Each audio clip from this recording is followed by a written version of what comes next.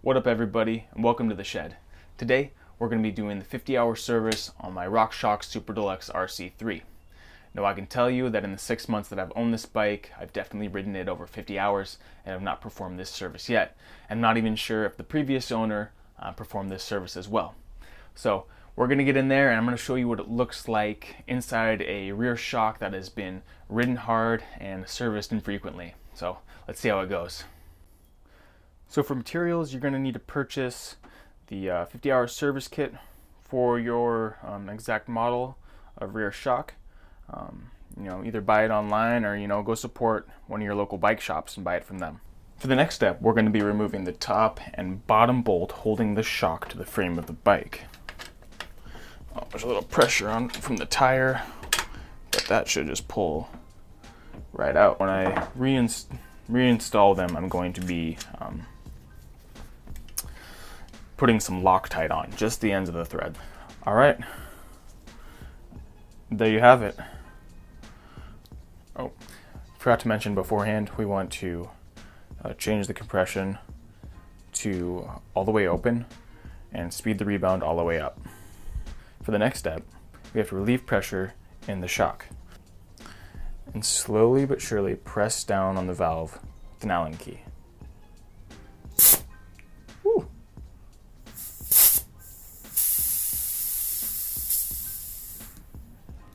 All right. To make sure all the air is gone, we're going to remove the valve, confirm that all the air is out, and then reinstall it. All right, and now we need to remove the air can. Using this strap tool to hold onto the air can, use this large wrench and a towel. Just gotta get hold of it with the wrench up top and twist it counterclockwise.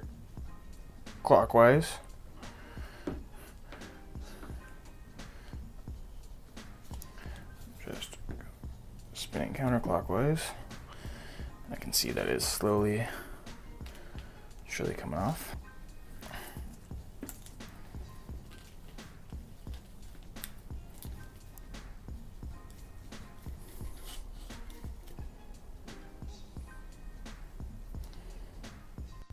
All right, I'm going to slowly remove the air can. You can see it's just starting to kind of gunk up around that edge right there. So we're going to be cleaning all that off. So now just take a shop towel, paper towel, and some isopropyl alcohol. I use 99%, and just get all of that old oil out of there.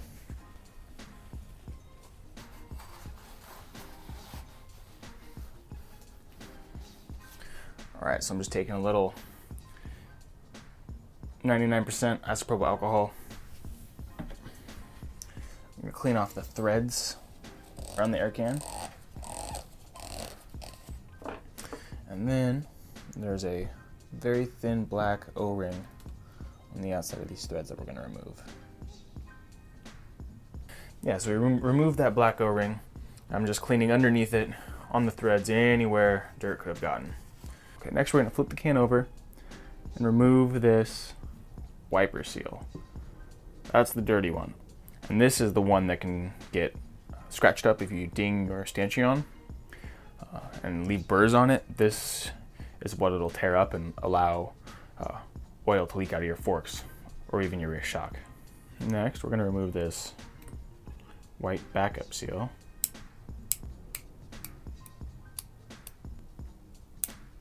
There we go. Just had to really dig into it, get a good grip and pull it out. Because it's almost spring-loaded in there. And then finally, there's one more seal down inside that you want to grab and pull out of there. And I'm just kind of setting these in order off to the side so I know, because none of the pieces came labeled in the pack, and I just kind of want to know what order they go back in. So now that all the stuff is taken out of there, I'm going to want to take more isopropyl and just clean all that good stuff out of there.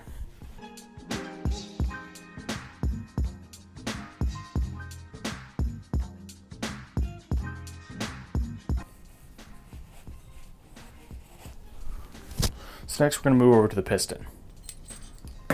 Oh, it's going to need a good clean now, if it didn't before. Alright, just begin by wiping all the excess oil off. I'm also going to take this opportunity to clean in all the nooks and crannies in the actual shock that I can't normally reach. And for this 50-hour service, I'm going to be leaving the oil reservoir alone and only focusing on the air chamber.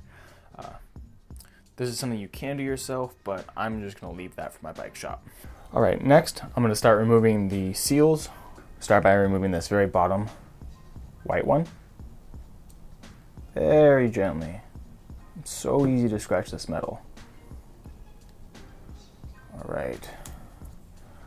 Once again, I'm just going to be putting them in relative order because it's not really clear in the pack. It is clear which one's which, but you know, just to save me a little bit of time and energy.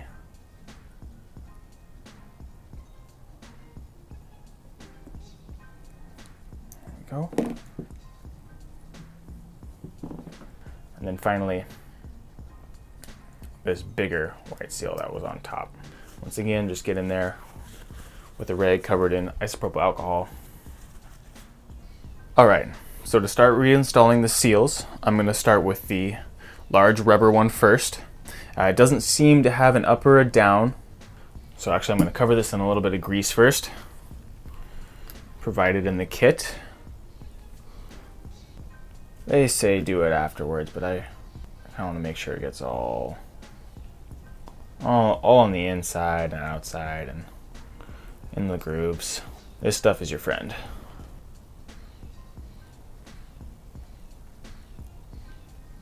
Take that, fit it up right over the edge, thin white one, and put that that goes right on the bottom, right underneath, right? And the larger plastic one goes right up top. Boom. And now I'm also going to reapply more grease just to the outsides of these. All right, working it in there. All right, that looks pretty good. All right, so let's finish up. So the first seal I'm going to replace on the air can is the large black one that goes around the top, the part that threads into the rest. Get the dog hair out of there. Who knows, maybe dog hair is the secret to suspension travel. Anyway, so top seal in there. Now we're going to go to the bottom of the air can and install the smaller version of this one. There's two different sizes, so we're going to install a small one. We're going to add some grease. All right. So to get this in here, we want to go into the deepest groove that we can. It's pretty far in there. Oh, fell right through. Okay, let's try that again. All right, that seemed to just go down in there and snap right into place. So I push that into the deepest groove. Then I believe this polyurethane one goes right on top of it. So a little grease. I believe the very top one is for the wiper. Oh, that's just slides right in there. I gotta get the tweezers back out.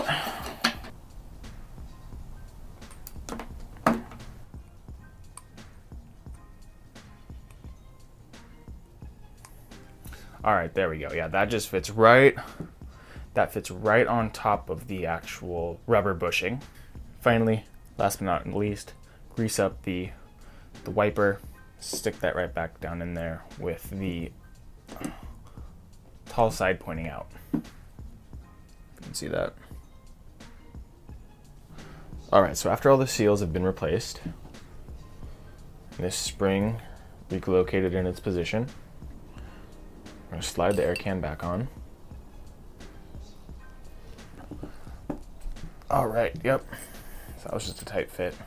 I believe at this point, this is where we want to put the, I believe this is 5 weight 50 or 10 weight 50. oil provided in the kit. We just want to put that right inside the chamber.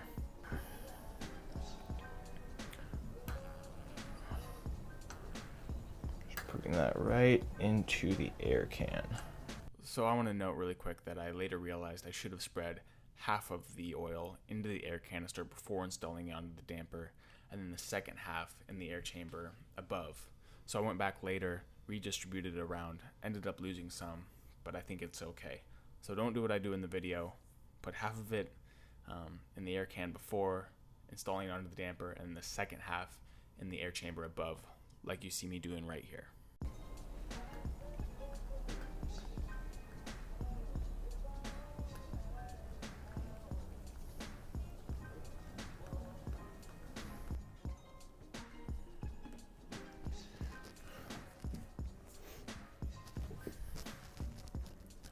Alright, so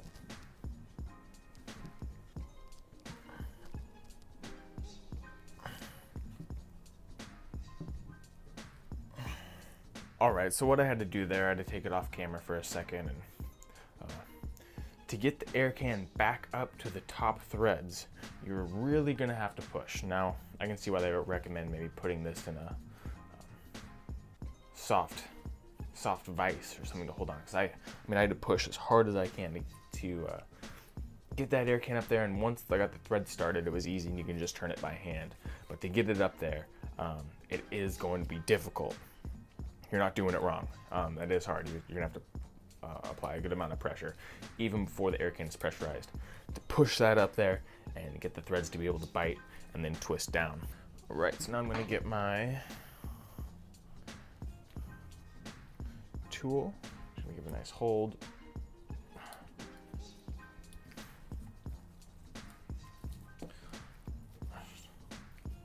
Try not to put too much pressure on the actual oil reservoir. And then I'll probably give it a good crank with the wrench up top here again as well, just to really make sure it's seated. I know RockShox specifies, I think it's 40 foot-pounds.